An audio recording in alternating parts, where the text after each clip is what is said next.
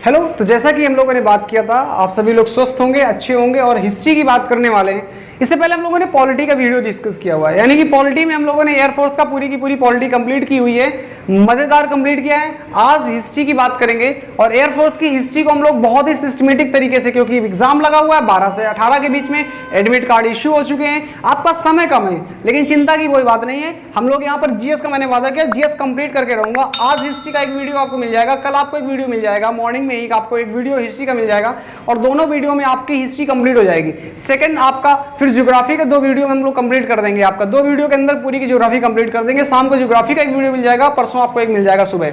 इसी प्रकार हमारा करंट अफेयर के 3 वीडियो आएंगे, यानी कि 5 तारीख तक हम पूरी जीएस को बिंदास लेके चलेंगे मजेदार तरीके से। सबसे पहले समझते हैं हमारा हिस्ट्री का सिलेबस क्या है। ठीक है, टाइमर को मैं लगा लेता हूं यहाँ पर, जैसे हमें पता चलता रहेगा कि हम लोग कितनी देर तक आपके पढ़ रहे हैं, तो यहाँ पर आपको बेस्ट रहेगा। ठीक है, चलिए थोड़ा शुरू करते हैं। यहाँ पर कंडीशन आपका, सबसे पहली कंडीशन आपका अगर हम देखें यहाँ पर, तो हमारे हिस्ट्री में 3 पोर्शन है। एग्जाम में क्वेश्चन कहीं से भी आ सकता है।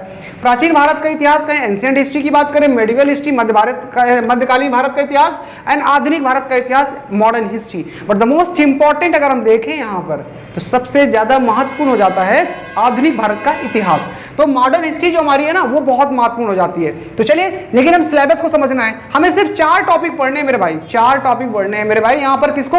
हमें आधुनिक भारत का इतिहास, सॉरी एंशिएंट यानी कि प्राचीन भारत का इतिहास। कौन कौन से आपके सामने लिखे हुए हैं, जरा इनको समझते हैं मुद्दे की बात को। इंडियन, अगर हम बात करें इंडस वैली सिविलाइजेशन, यानी कि जो सिंधु घाटी सभ्यता है ना, वो आपको पढ़नी है। भारत की सभ्यता और संस्कृति को अगर जानना है तो प्राचीन भारत को पढ़ना पड़ेगा। एक सिख राजा हुए, अशोक महान राजा, चंद्रगुप्त जिसने सिकंदर को हिंदुस्तान में घुसने तक नहीं दिया गया, एक से एक बाहुबली मिलेंगे आपको। आज ही बाहुबली नहीं, तब के जमाने के बाहुबली भी थे। इसके बाद हम लोग वैदिक सभ्यता को पढ़ लेंगे, वैदिक सिविलाइजेशन, जो महत्वपूर्ण प्रश्न बनेंगे उनको देख लेंगे। आपके बहुत सारे से पूछ लेता है गायत्री मंत्र कहाँ पे, आपसे पूछ लेता है मुंडकोपनिषद में, जैसे आपने देखा होगा सत्यमेव जयते वर्ड कहाँ से लिया गया है, ऐसे छोटे छोटे प्रश्न आते हैं। इन सबको यहाँ पर देखेंगे, एक वीडियो में सब कंप्लीट हो जाएगा। इसके बाद जैन धर्म और बुद्ध धर्म के बारे में यहाँ पर थोड़ा सा देख लेंगे, जैनिज्म एंड बुद्धिज्म। मगध और मौर्य वंश के बारे में, मगध वही आपका जिसका अंतिम जो हमारा जो मगध में आपने देखा होगा नंद वंश का शासन था, जिसका घनानंद आखिरी आपका था, ये वही मगध की प्रक्रिया है, 16 जनपदों से निकलता है। इसके बाद हम लोग यहाँ पर देखा होगा कि नंद वंश को समाप्त करके मौर्य वंश की स्टैब्लिशमेंट होता है, चंद्रगुप्त मौर्य, जिसकी टीवी में सीरियल भी बहुत सारे आते हैं, चाणक्य की कहानी। फिर क्या होता है गुप्त वंश का, यहाँ पर हम सब देखने वाले हैं और इसी से हमारा पूरा का पूरा प्राचीन भारत का इतिहास खत्म हो जाएगा और हम कंप्लीट कर लेंगे।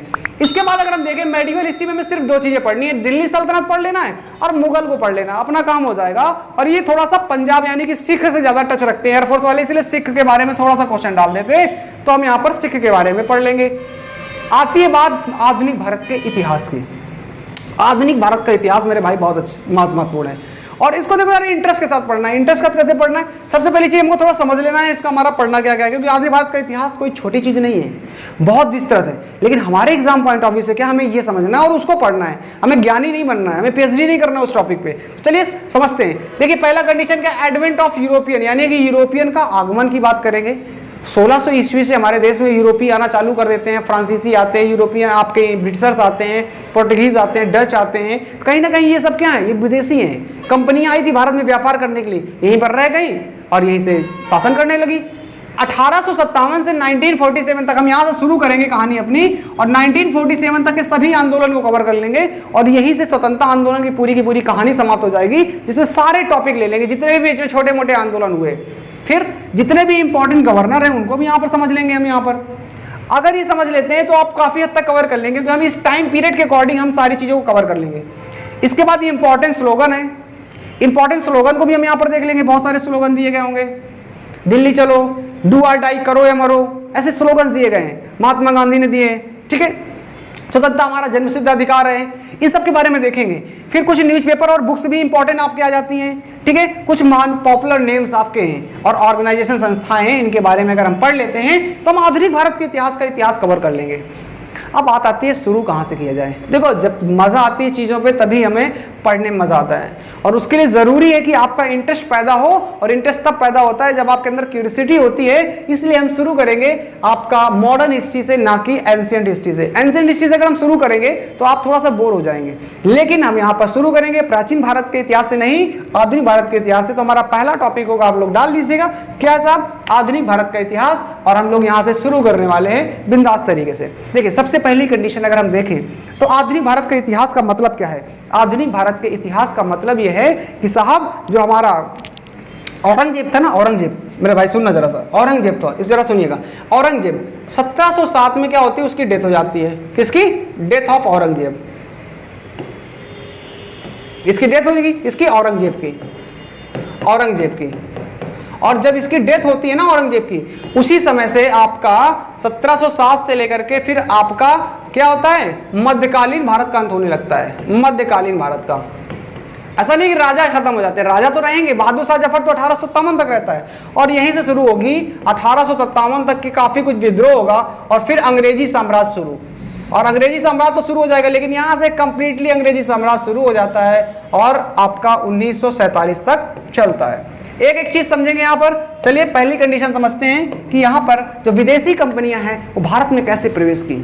देखिए, कोई व्यक्ति जब आप कमाने जाते हैं तो आपका मेन उद्देश्य होता है सब पैसा कलेक्शन करना। कंपनियां भारत में आई थी सिर्फ व्यापार के लिए आई थी, लेकिन जब देखा कि यहाँ के राजा सब लफंगे हैं, सब चोर हैं, काम करना नहीं चाहते हैं, पड़े आलसियों की तरह घरों में, तो साहब उन्होंने शासन करना शुरू कर दिया। ऐसी कुछ कहानी शुरू हुई किसके बारे में, आधुनिक भारत के इतिहास में। तो ऐसी कहानी शुरू करते हैं साहब किसके बारे में, आधुनिक भारत के इतिहास में। लेकिन सबसे पहली कंपनी आपसे ऑर्डर पूछ सकता है, सबसे पहली कंपनी बताइए जो भारत में आई। तो याद रखिएगा, पुर्तगाली आए, फिर उसके बाद डच आए, फिर आपके ब्रिटिशर्स आए, फिर आपके डैनिश आए, फिर आपके फ्रांसीसी आए। ये हमारा ऑर्डर है। अब इसको हम समझें कैसे। देखिए, आप भारत का जो खोज कहा जाता है किसने किया था, वास्को डी गामा के द्वारा भारत की खोज मानी जाती है। किसके द्वारा मानी जाती है, वास्को डी गामा के द्वारा भारत की खोज मानी जाती है। 1498 में आपको याद होगा भारत में वास्को डी गामा आया था, कालीकट में आया था। जेमोरिन नामक एक राजा था जिसने उनका स्वागत किया था। इससे पहले अगर हम देखें तो कोलंबस भारत की खोज के लिए निकला था, लेकिन वो दिशा भटक कर वो कहां चला गया, अमेरिका की खोज कर बैठा, और उसके बाद फिर अमेरिका के लिए जाना गया। ये 1492 की ईस्वी 1492 में किया था। 1498 में क्या हो रहा है, वास्को डी गामा भारत आ रहा है, और ये भारत में कालीकट में पहुंचा। क्योंकि पुर्तगाली था, इसीलिए आपका पुर्तगालियों को कहा जाता है भारत में पहले, सबसे पहले भारत में आए। क्लियर। तो पुर्तगाली भारत में सबसे पहले आते हैं कब, 1492, 98 में। फिर डच आपका लिखा हुआ है और ब्रिटिशर्स लिखा हुआ है। यहाँ पे कंफ्यूजन हो सकता है, 1600 यहाँ लिखा मैंने, 1602 लिखा, लेकिन इनको पहले बोल रहे हैं। देखिए है क्या, समझिएगा जरा। डच 1602 में आए, पहले इसको समझ लो। डच 1602 में आए, और इनका जो मेन सेंट्रल पोर्शन था वो पुलिकट के आसपास था। ज्यादा इनके बारे में कोई खास नहीं है, ये लोग ज्यादा टिके नहीं भारत में, निकल लिए पतली गली से, क्योंकि हिंदुस्तान पे राज नहीं कर पाए। केवल ब्रिटिश सत्ता ही थी जो राज कर पाई, इसीलिए हम अंग्रेजों के गुलाम हो गए। बाकी सब आए थे, धीरे धीरे सब निपाट, सबको अंग्रेजों ने ही हरा दिया। ब्रिटिशर्स की कहानी क्या है जरा समझिएगा। 1600 ईस्वी में, 1599 में, 1600 ईस्वी में महारानी एलिजाबेथ ने एक चार्टर इशू करके इनको अधिकार दे दिया कि आप जाइए ईस्ट के किसी भी देश में जाकर आप व्यापार कर सकते हैं। किसको, इंग्लैंड की कंपनियों को। इससे पहले ऐसा नहीं, जैसे आज के समय में आप विदेश जाना चाहते हो तो आपको वीजा चाहिए ना, वीजा। उसी प्रकार उस समय इंग्लैंड डेमोक्रेटिक कंट्री की तरह था, वो डेवलप था उतना। उनके यहाँ पार्लियामेंट चलती थी, संसद चलता था, लोकसभा चलती थी, राज्यसभा चलती थी। तो उनको अधिकार लेना पड़ेगा कि नहीं, लेना पड़ेगा परमिशन, इसीलिए इशू किया। वो 1600 में कर दिया था। लेकिन 1608 में पहली बार विलियम हॉकिंस, क्या नाम इंपॉर्टेंट याद रखिएगा, विलियम हॉकिंस जहांगीर के दरबार में, उस समय हमारे मुगल बादशाह जहांगीर थे, जहांगीर के दरबार में जाते हैं और उनसे परमिशन मांगते हैं, सर जनाब हमको एक फैक्ट्री खोलने की जगह दे दीजिए, हमको एक फैक्ट्री खोलने की जगह दे दीजिए। लेकिन बड़े मिन्नतों के बाद 1613 में उनको परमिशन मिलती है, 1613 में। इंपॉर्टेंट क्वेश्चन ये है कि ब्रिटिश यानी कि अंग्रेजों ने अपनी पहली फैक्ट्री कहाँ खोली थी, वो याद रखिएगा, सूरत में। कहाँ खोली थी मेरे भाई, सूरत में। सूरत में अंग्रेजों ने अपनी पहली फैक्ट्री खोली थी। और कब खोली थी, 1613 में खोली थी। विलियम हॉकिंस कब आए, 1608 में। किसके दरबार में गए थे, उस समय राजा कौन था, जहांगीर। कौन था, जहांगीर। चलिए चलिए बात करेंगे, मुगल कालीन में बात कर लेंगे ना इनके बारे में, कोई टेंशन वाली बात नहीं है। इसके बाद डेनिस के बारे में मिलता है, किसके बारे में मिलता है? डेनिस के बारे में मिलता है। डेनिस के बारे में अगर हम देखें तो 1616 ईस्वी 1616 ईस्वी में आए, इनकी पहली फैक्ट्री आपकी मिलती है तमिलनाडु में। इनके बारे में कोई खास ज्यादा मिलता नहीं है। मजेदार वाली बात आते हैं किसके बारे में? फ्रांसीसियों के बारे में। फ्रांसीसियों के बारे में जरा देखते हैं। देखिए जो फ्रांसीसी थे ना साहब, फ्रांसीसी ये 1664 में आए। कब आए? 1664 में आए। याद रखिएगा कब आए फ्रांसीसी। आपसे दो क्वेश्चन, भारत में पहले कौन सी यूरोपीय कंपनी है? पुर्तगाली। सबसे आखिरी यूरोपीय कंपनी कौन सी है? फ्रांस। ये 2 पॉइंट बहुत महत्वपूर्ण है, क्लियर, इसको ध्यान में रखना है। इनकी पहली फैक्ट्री भी कहाँ खुली थी? वो सूरत में खोली गई थी 1668 में। काफी हद तक आपने पॉइंट समझे, आपने काफी हद तक पॉइंट समझे होंगे, मजा आया होगा आपको, समझ में आ गया होगा। चलिए तो ये पॉइंट आपको नोट भी करने हैं मेरे जनाब, इनको नोट भी करना होता है। पढ़ने के लिए आपको नोट करना पड़ेगा, तभी समझ में आएंगी चीजें। नोट्स बनाते जाइए, रिवीजन करते जाइए, मजा आ जाएगा। हिस्ट्री में आपको पूरा का पूरा मजा आने वाला है। चलिए अगली बात करेंगे हम लोग यहाँ पर। हिस्ट्री का अगर हमने यूरोपीय कंपनियों को समझा तो हमारे लिए अगला मुद्दा क्या है, टॉपिक क्या है? हम समझते हैं कि साहब ब्रिटिश के गवर्नर, देखिए सभी विदेशी शक्तियों को हराकर ब्रिटिश ने फाइनली राज किया इंडिया पे। और कब तक राज किया? 1947 तक किया साहब। पूरे महाराजा वाली बिल्कुल क्वालिटी के साथ जीते थे, फुल एंजॉयमेंट के साथ में, बियर बार पूरा बिल्कुल साथ में रखते थे। अब समझते हैं साहब यहाँ पर 3 कंडीशन हमने यहाँ पर बना रखी है। संभावना है कि अगर वायसराय से क्वेश्चन आएगा तो यहीं से आएगा और कहीं से नहीं आएगा। अगर क्वेश्चन वायसराय से आया तो मेरे भाई यहीं से आएगा, गवर्नर से आया। क्या है जरा इसको देखते हैं एक पतली सी नजर में। पतली सी नजर से देखो चाहे मोटी सी नजर से, कोई फर्क नहीं पड़ता, लेकिन चलो इसको देखते हैं जरा। क्या कहता है साहब? फर्स्ट गवर्नर ऑफ बंगाल कौन था? अगर आप इसमें हम गवर्नर की जगह गवर्नर जनरल लगा दे तो और मजा आ जाएगा। गवर्नर में नहीं, गवर्नर मजा नहीं आएगा, ठीक है। अच्छा आप देखिए क्या है साहब, first governor general of Bengal कौन था? तो क्वेश्चन का हमारा जवाब क्या होगा? First governor general of Bengal कौन होगा? Warren Hasting. कौन है मेरे भाई? Warren Hasting. कौन है? याद रखिएगा वॉरेन हेस्टिंग।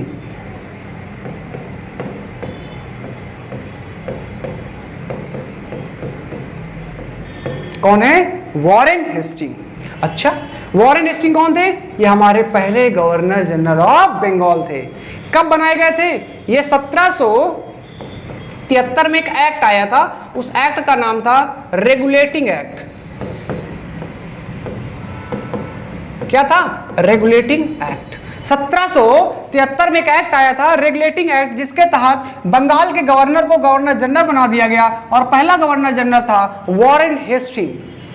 कहानी चलती रही, इनके बाद कई सारे गवर्नर बने, कॉर्नवालिस बने, जॉर्ज बालो, मतलब बहुत सारे बनेंगे आपके, ठीक है ना। इसके बाद आपका वो खतरनाक एक गवर्नर, जब टीपू सुल्तान की डेथ होती है, आपको पता होना चाहिए कौन था। इस प्रकार प्रक्रिया चलती रहेगी चलती रहेगी चलती रहेगी। और आपका आता है साहब एक और समय, जब आपका बंगाल का जो गवर्नर जनरल है उसने अपने आप को घोषित कर दिया भारत का गवर्नर जनरल।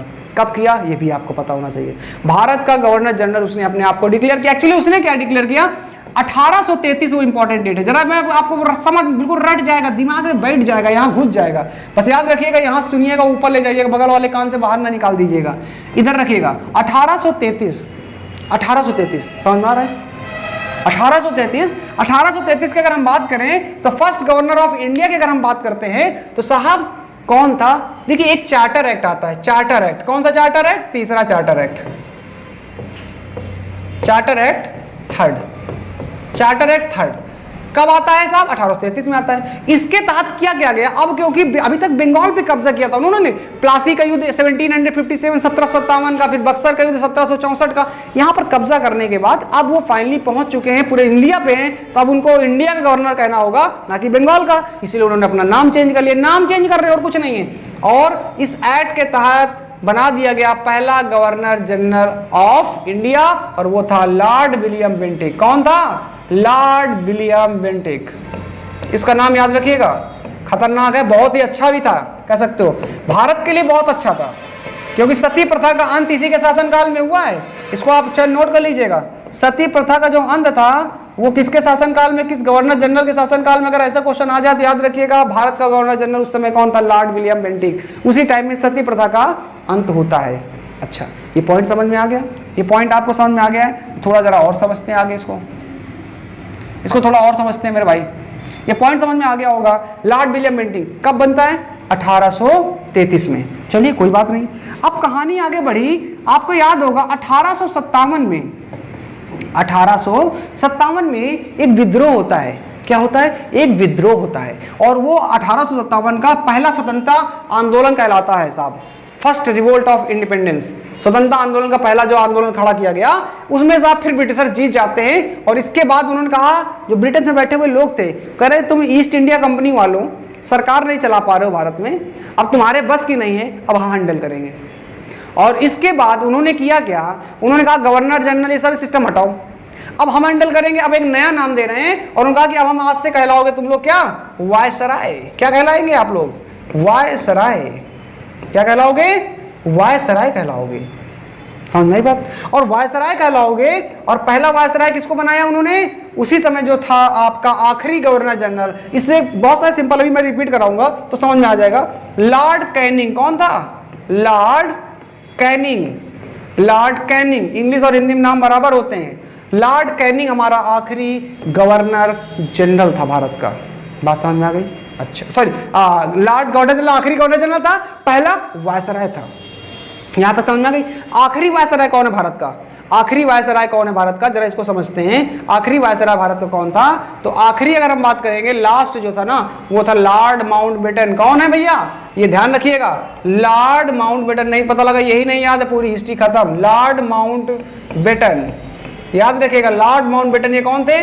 आखिरी आपके गवर्नर हैं भारत के, या कि वायसराय कह सकते हो, कुछ भी कहे। 1948 तक रहते हैं, फिर चले जाते हैं, फिर यहाँ से निकल लेते हैं। और भारत के एकमात्र पहले और आखिरी वायसराय सी राजगोपालाचारी। चलिए, तो कहीं ना कहीं आपको ये चीजें समझ में आई होंगी।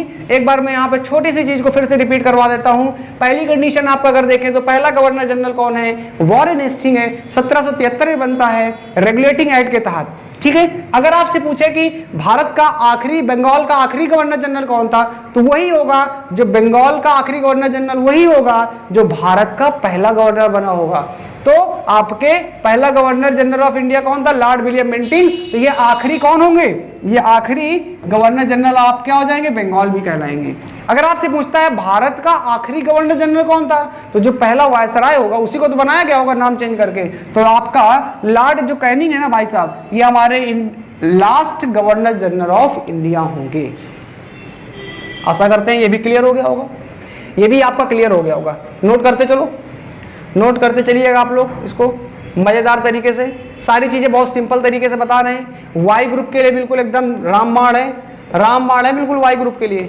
आप इसको घोल के पी जाइएगा और देखिएगा, आपको क्वेश्चन मिलेंगे, कुछ ना कुछ तो क्वेश्चन मिलेंगे, आपको याद रखिएगा। और अगर क्वेश्चन मिलते हैं तो बहुत अच्छी बात है। 7 से अगर 8 क्वेश्चन में अगर 2 क्वेश्चन, 3 क्वेश्चन, 4 क्वेश्चन, अगर 5 क्वेश्चन भी फंस गए ना, तो मान के चलिएगा आपका सिलेक्शन रेट बढ़ जाएगा, डबल ट्रिपल हो जाएगा। और जिसके जीएस में 0 नंबर आते हैं उसका सिलेक्शन कभी नहीं होता। जीएस ही लेट उठती है उसको, गंगा नहा लेता साहब, उसी जगह बाहर हो जाता है, रेस से बाहर, आउट ऑफ कंट्रोल हो जाता है साहब। चलिए आगे बात कर लेते हैं साहब। अब आपके सामने आ रहा है पहला टॉपिक। देखिए हम यहाँ पर क्या बोला था हमने, 1857 से चलेंगे हम लोग, 1947 थे, लेकिन 1857 बहुत महत्वपूर्ण, इसलिए थोड़ा सा डिटेल में चलेंगे।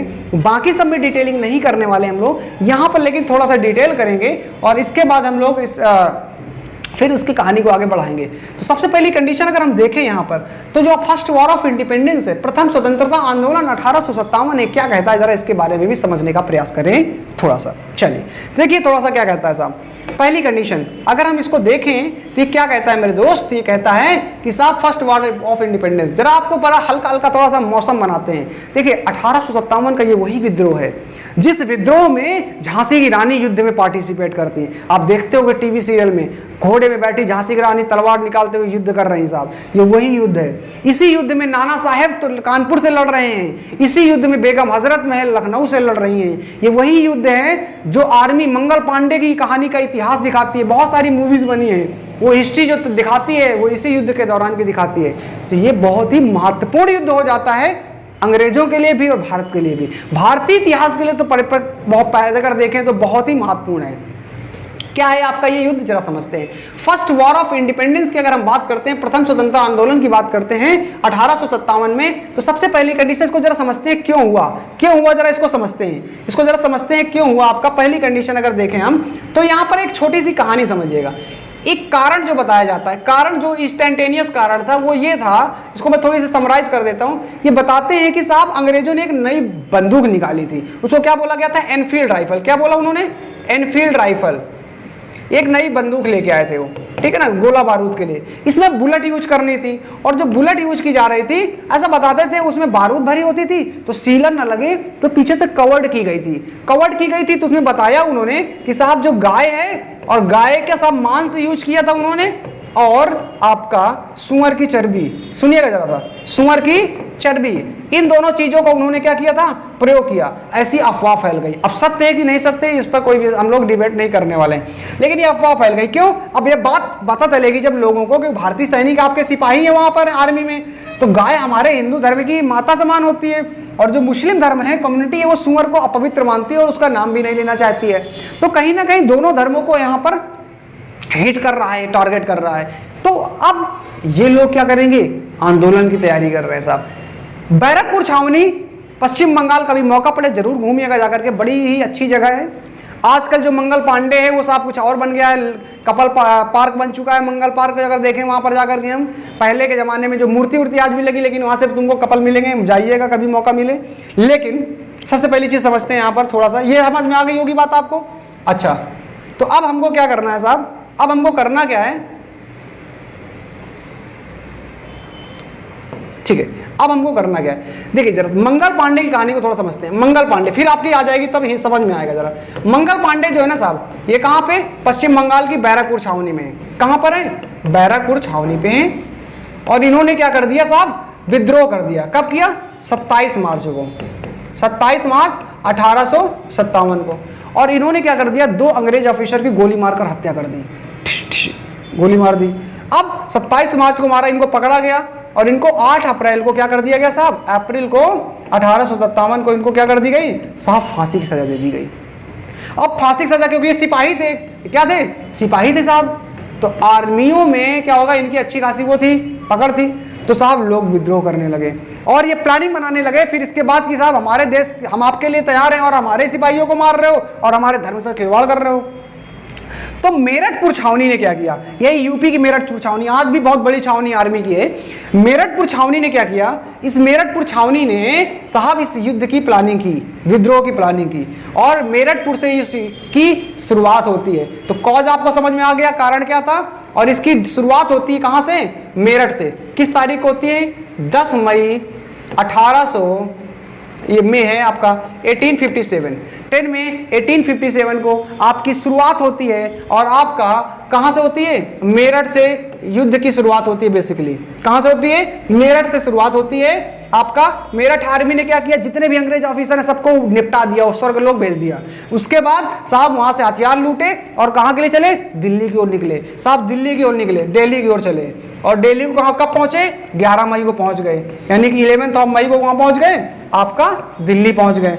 कब, 1857 में, एक साल बाद नहीं कि 58 जोड़ लो, 57 में। और वहां जाने के बाद क्या किया उन्होंने, वहां जाने के बाद उन्होंने लीडर ऑफ रिवोल्ट घोषित किया। इस विद्रोह का नेता भी तो किसी को बनाओगे जिसके नाम पे युद्ध लड़ा जाएगा, और नेता उन्होंने घोषित किया किसको, मुगल बादशाह बहादुर शाह जफर को। किसको, बहादुर शाह जफर को, याद रखिएगा, बहादुर शाह जफर,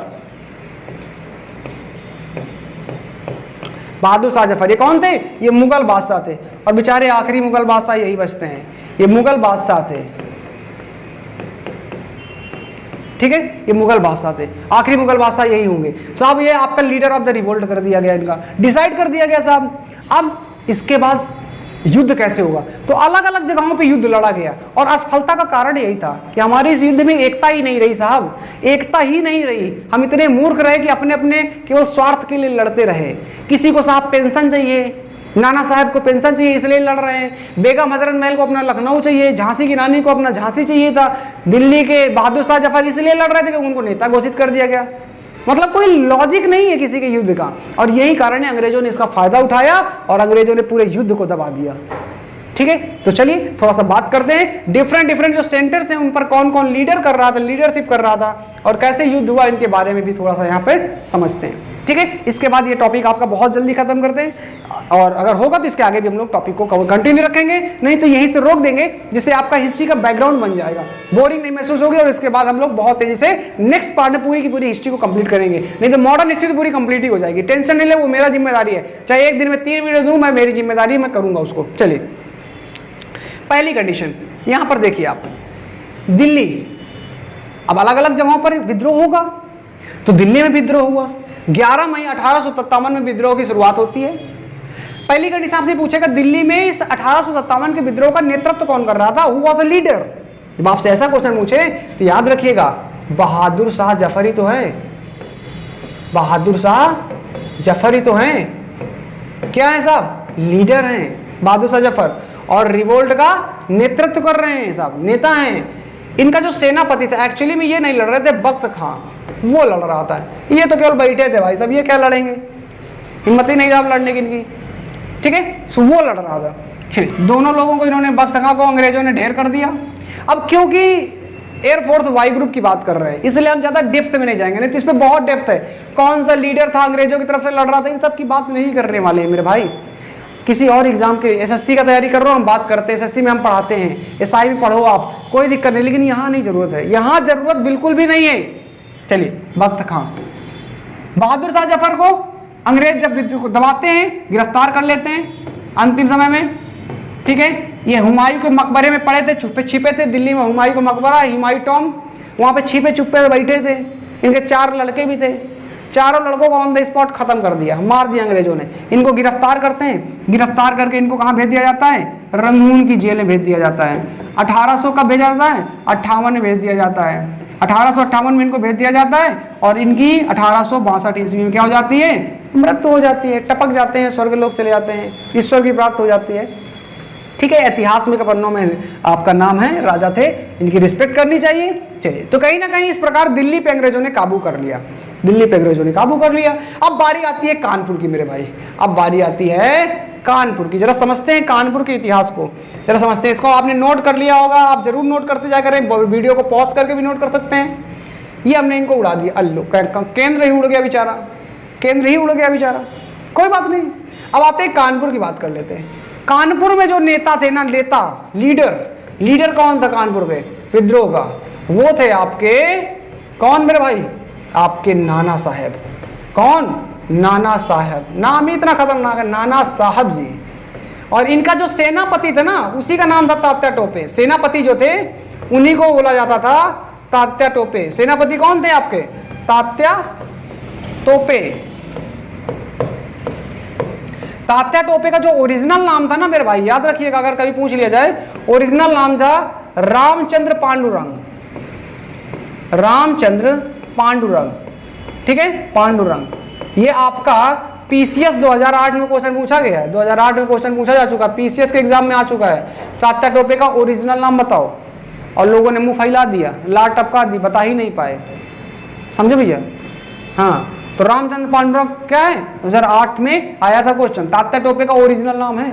चलिए बात करते हैं। देखिए, नाना साहब किस लिए लड़ रहे थे, इनको पेंशन चाहिए थी भाई साहब की, अंग्रेजों ने पेंशन बंद कर दी थी, क्योंकि जो मराठा साम्राज्य के थे पेंशन मिलती थी, लेकिन इनको बंद कर दी कि तुम दत्तक पुत्र, पेंशन नहीं मिलेगी भैया तुमको।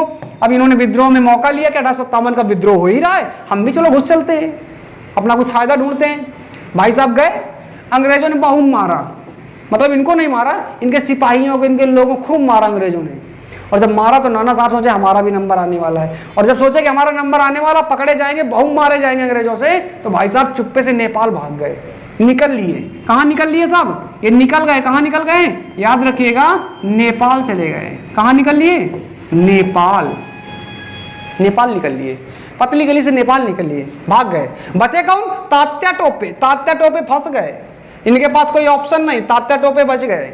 तात्या टोपे ने कहा कि अब हम देश के लिए लड़ेंगे, और यही तात्या टोपे देखा होगा रानी लक्ष्मीबाई के साथ नजर आते हैं। तो ये कंडीशन ऐसी थी कि जब नाना साहब चले गए नेपाल, तो तात्या टोपे लक्ष्मीबाई की मदद करने के लिए झांसी चले गए थे। बहुत वीर व्यक्ति थे, हमें इनकी रिस्पेक्ट करनी, हमें सबकी रिस्पेक्ट करनी चाहिए। मैं सिर्फ केवल मजाक के रूप में ऐसे बोल रहा हूँ, ऐसा कुछ नहीं कि मैं किसी की डिसरिस्पेक्ट कर रहा हूँ, सिर्फ हम यहाँ पर थोड़ा सा इंटरटेनमेंट में बात कर रहे हैं। चलिए अभी थोड़ा देखते हैं यहाँ पर अगला हमारा जो पॉइंट है, अगला पॉइंट हमारा क्या है, झांसी का आते हैं। झांसी बहुत ही मजेदार है, झांसी में तो बहुत ही मजा आता है साहब, कभी मौका मिले जरूर जाइएगा। आइए जरा झांसी की यात्रा करते हैं। और झांसी में सबसे पहले अगर हम समझें तो इस विद्रोह का नेतृत्व कौन कर रहा था? Who was the leader? बच्चा बच्चा जानता है गांव का, इसलिए इसको जरूर जाने रहिएगा। लीडर कौन था झांसी का? किसकी बात कर रहे हैं? झांसी का। तो याद रखिएगा, झांसी का जो लीडर था वो कोई और नहीं, रानी लक्ष्मीबाई थी। कौन थी? रानी लक्ष्मीबाई।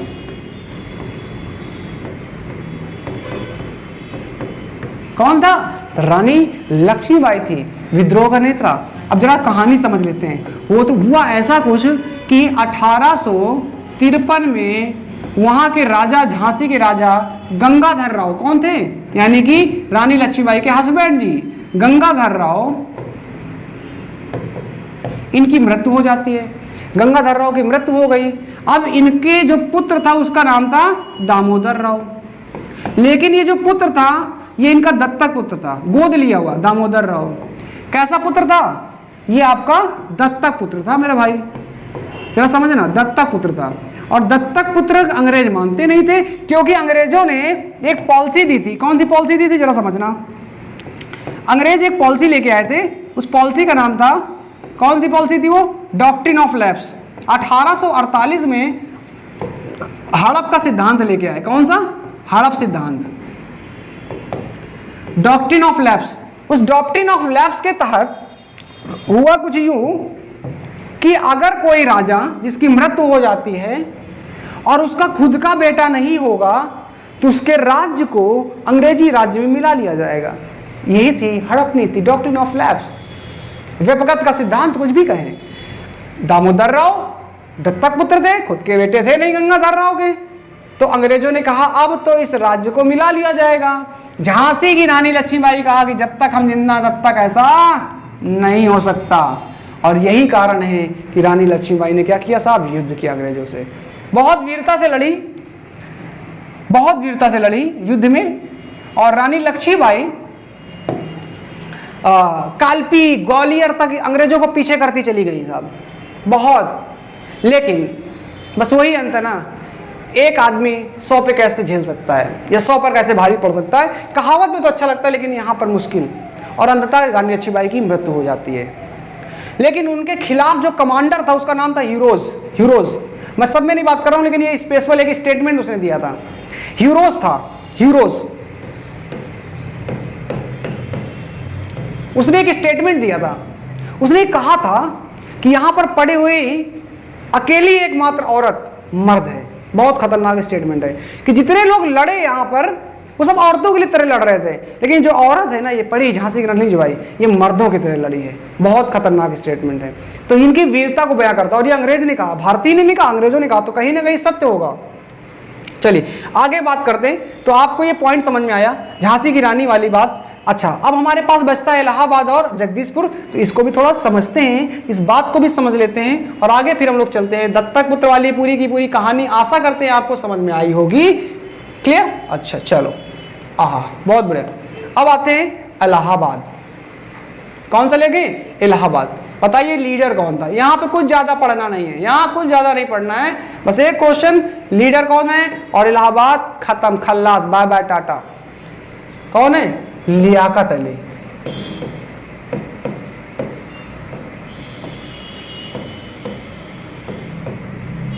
लियाकत अली कौन है? लियाकत अली। यहाँ के नेता कौन है? लियाकत अली, लीडर थे।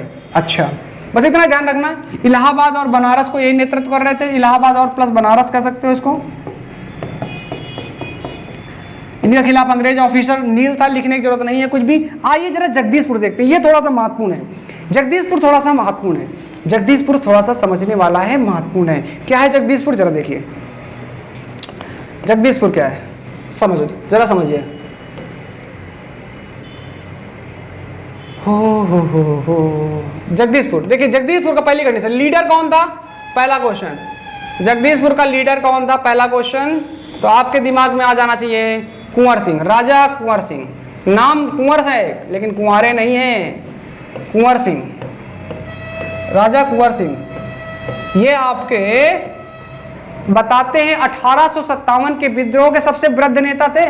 इनकी उम्र लगभग कितने वर्ष थी? 80 वर्ष थी। सबसे वृद्ध नेता थे 80 वर्ष इनकी उम्र थी कुंवर सिंह की। और ये ध्यान रखिएगा, जो लीडर राजा कुंवर सिंह थे, ये आपके कहाँ से लड़ रहे थे? जगदीशपुर। और ये कहाँ पड़ता है? बिहार में एक जगह है भैया, बिहारी। और एक बिहारी सब पे भारी वाली कहानी है, बहुत खतरनाक थे। और ऐसा बताते हैं कि अंग्रेजों के खिलाफ ही लड़े, और जब देखा कि सब लोग खत्म हो गए धीरे धीरे, तो इन्होंने भी अपने आंदोलन को रोक दिया, विद्रोह को। अंग्रेजों ने इनको हराया नहीं है कभी भी। ऐसा बताते हैं कि अंग्रेजों से युद्ध करते समय इनके दाहिने हाथ में गोली लग गई, दाहिने हाथ में, और इन्होंने अपने बाएं हाथ से एक तलवार निकाला और दाएं हाथ को काट के गंगा नदी में से बहा दिया। कितने खतरनाक वीर व्यक्ति, अपने ही हाथ के दाहिने हाथ को काट के बहा दिया। वीर है कि नहीं है? तो ये कहानी आपकी कुंवर सिंह से रिलेटेड है। ये सभी राजा आपके अलग अलग क्षेत्रों में लड़े, लोग लड़े, वीरता के साथ लड़े और अद्भुत लड़े। लेकिन फिर वही चीज आती है कि अंग्रेज टेक्नोलॉजी में बहुत आगे थे। अंग्रेजों के पास वीपन्स थे, हथियार थे, गोला बारूद तोप थे। हम लोग लाठी डंडे से लड़ने वाले लोग, तो हार तो होनी निश्चित तय हो गई। और दूसरा, असफलता का कारण क्या है? अगर हम देखें यहाँ पर, तो विद्रोह की असफलता का कारण जो माना गया, देखिए आप समझते हैं विद्रोह की असफलता का कारण क्या था। पहला जो कारण है वो है आपका एकता, यूनिटी की कमी दिख रही है साहब। यूनिटी, एकता नहीं हमारे पास, हम अपने अपने लड़ रहे हैं, अपने अपने अलग अलग चीज़ों के लिए लड़ रहे हैं, लेकिन कोई भी यूनिटी नहीं है साहब हमारे पास। दूसरा, टेक्नोलॉजी की कमी थी साहब हमारे पास। किसकी कमी है? टेक्नोलॉजी। लाठी डंडों के दम पे जीत नहीं जीते जाते हैं साहब, लाठी डंडों से। इसीलिए गांधी जी कहते थे हिंसा।